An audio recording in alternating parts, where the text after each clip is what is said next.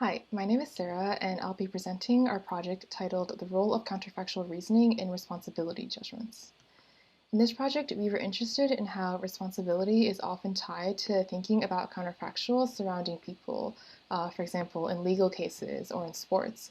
We propose an account of responsibility that builds off of counterfactual theories of causation and is based on the same idea of difference making. So we suggest that people may judge responsibility by comparing what happened with what would have happened in relevant counterfactual situations.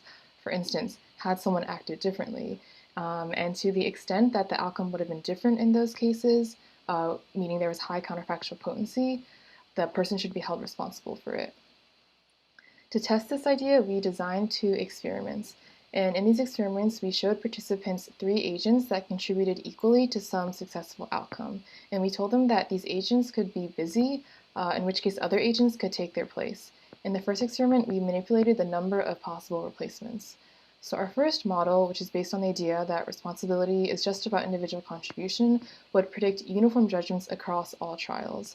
Whereas our second model, based on the idea that responsibility is about counterfactual difference making, would predict instead that the more replacements are available for some particular highlighted agent, the less responsible that agent should be held. We found that responsibility does decrease with the number of replacements, and the second model captured the data best and fit the most participants. It's possible, though, that people are simply mapping this number of replacements onto responsibility or onto something else without necessarily doing any kind of counterfactual reasoning. So to further test this, we designed a second experiment where we manipulated both the number and the busyness of the replacements. And in this case, the number of replacements model would predict a difference with varying number, but not with varying busyness. But on the other hand, if participants are thinking about counterfactuals, then they should be sensitive to both of these factors.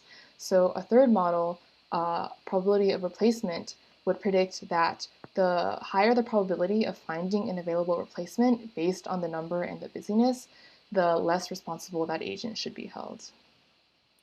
And we found that responsibility does decrease with the probability of replacement beyond simply the number or the contribution. So the more likely it is to find an available replacement, the less responsible that agent is held. And this model captured the data best and fit the most participants. So to summarize, we found in 2 experiments that when people make responsibility judgments, they consider counterfactual scenarios and they assign responsibility to the extent that the outcomes in those scenarios would have been different.